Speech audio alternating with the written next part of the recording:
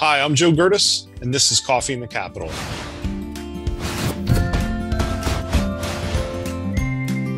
Our guest today is Liz Wagenseller, who was appointed by Governor Wolf to serve as the new executive director of the Pennsylvania Office of Open Records, and she assumed that role this past January.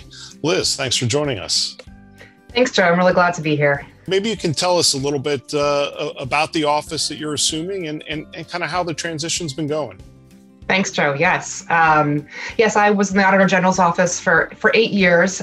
So in a way, this transition to the Office of Open Records makes quite a lot of sense because both entities are about holding government accountable, one through audits, reviewing past work, one through ensuring that records that should be publicly released are publicly released. And I think those are both key elements throughout the history of Pennsylvania and currently in a lot of ways to keep things in check, make sure the public knows what's going on.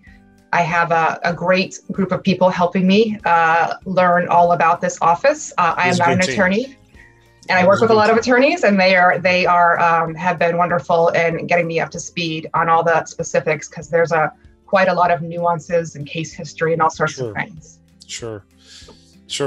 As you mentioned, government transparency is so important to a democracy, Liz. And, Pennsylvania's Right to Know Law and Sunshine Act been around since 2008.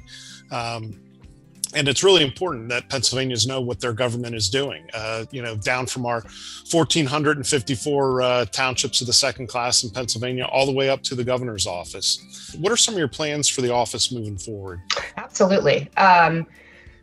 There's several kind of plans. One platform I want to really try to figure out is how to get the public more engaged in the process, but how to generally reach out to the public so they understand that this is first an option available to them and two, where to find the information. So the first step we've done in that is we are doing a review of every government agency's right to know page on their website to see if that information is clear. If it's accurate, and it provides both the legally required information and the information we think that's best to help people understand. Sure. Because if your first foray is looking at a website that doesn't make sense to you, it's difficult to take the next step. We have our frequent flyers and our attorneys who file right to know requests often. But to someone who is new to this, it's designed to be simple and straightforward. So we're trying to make sure that it's straightforward.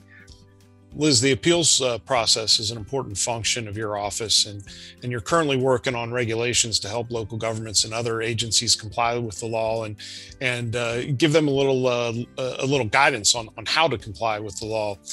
Can you share a quick update on that process and where you are and how you're going to get those regulations in? Can you give us a quick update on that? Yes. Regulations are something that the office has been trying to do for a while. And my goal is this year to get it across the initial first step, which is submitting them for review to the Attorney General's office and the Regulatory Review Association. Now, this process is not immediate. It's not going to turn around in 6-7 months, but it takes a year or two because we want to have public comment and feedback. But, we feel that it's really important to have those regulations out there so that all those involved understand the processes and rules and guidelines for how things are done.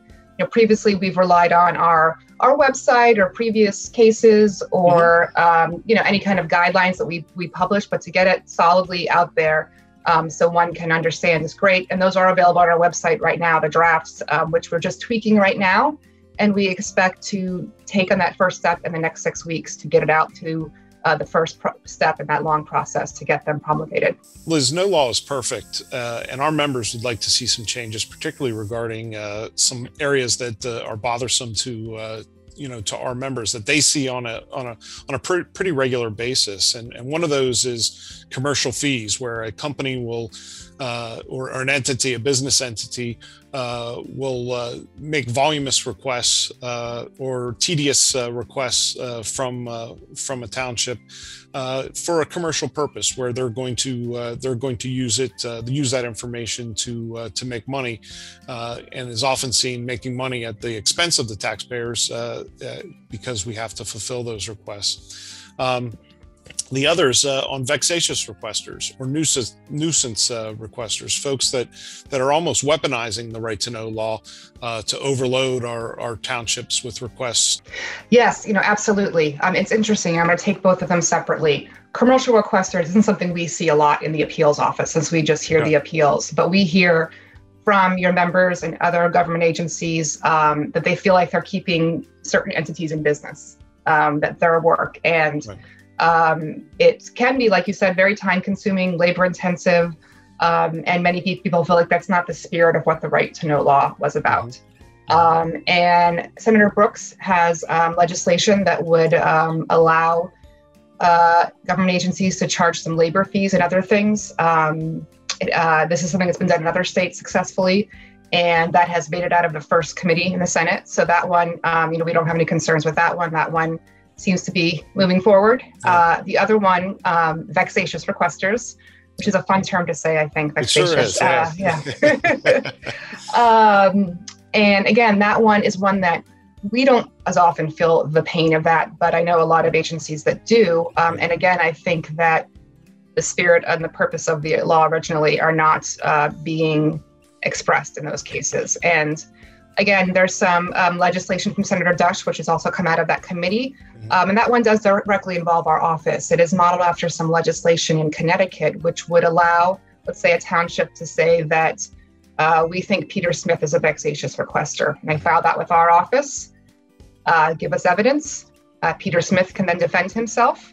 And then we hear both sides and we determine whether or not we deem Peter Smith a vexatious requester. And then he cannot file any more right to know request with that agency specifically for up to a year. So it's not a ban for the whole Commonwealth. Right. It is not a permanent ban. It's sort of like a timeout at the moment. So it'll be interesting to see how that one goes forward. I think this is the first time in Pennsylvania they've tried this. The commercial requesters has been attempted before, but this is a new one. Yeah. Well, that's all the time we have today. Thank you again, Liz, for taking the time to join us. And remember, if you like what you're seeing, subscribe to PSAT's YouTube channel and follow our social media pages for more Township video news content. Next Tuesday, look for Dave Talk. And as always, thanks for joining.